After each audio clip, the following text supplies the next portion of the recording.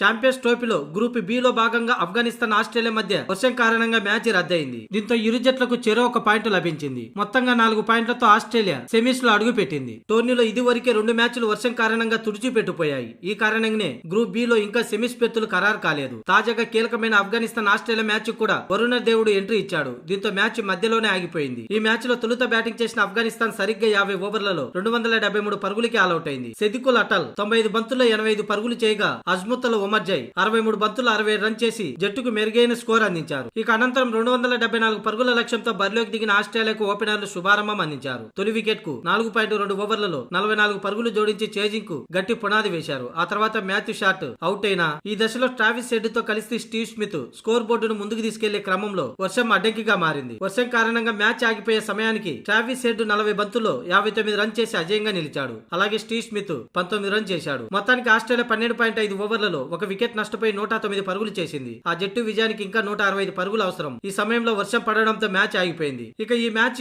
రద్దు కావడంతో ఇరు జట్లకు చెరొక పాయింట్ లభించింది. దీంతో ఆస్ట్రేలియా 4 పాయింట్లతో కలిసి సెమీస్ లో అడుగు పెట్టింది. అయితే ఈ మ్యాచ్ లో గెలిచి సెమీస్ లో అడుగు పెట్టాలనుకున్న ఆఫ్ఘనిస్తాన్ ఆశలకు వరుణుడు గండి కొట్టాడు. ఒకవేళ ఈ మ్యాచ్ జరిగినా కూడా ఆస్ట్రేలియానే గెలిచే అవకాశాలు పుష్కలంగా కనిపించాయి. ఆసీస్ బ్యాటర్లు ముఖ్యంగా ట్రావిస్ హెడ్ బ్యాట్ తో దూసుకుపోతున్నాడు. ఇలాంటి సమయంలో ఆఫ్ఘనిస్తాన్ గెలవడం కష్టమే, కానీ ఆ జట్టు వర్షం పడడం వల్ల ఆఫ్ఘనిస్తాన్ కు మేలు జరిగింది. ఒక పాయింట్ లభించడంతో పాయింట్ల టేబుల్లో 3 పాయింట్లు వచ్చి చేరాయి. అయితే ఇప్పుడు సౌత్ ఆఫ్రికా కూడా 3 పాయింట్లతో సమంగా ఉంది. అయితే ఇంగ్లాండ్ తో జరిగే మ్యాచ్ లో సౌత్ ఆఫ్రికా గెలిస్తే 5 పాయింట్లతో సెమీఫైనల్ కు అర్హత సాధిస్తుంది సౌత్ ఆఫ్రికా. ఒకవేళ ఆ మ్యాచ్ ఓడిపోయినా కూడా నెట్ రన్ రేట్ అధికం కారణంగా సెమీస్ లో అడుగు పెట్టనుంది.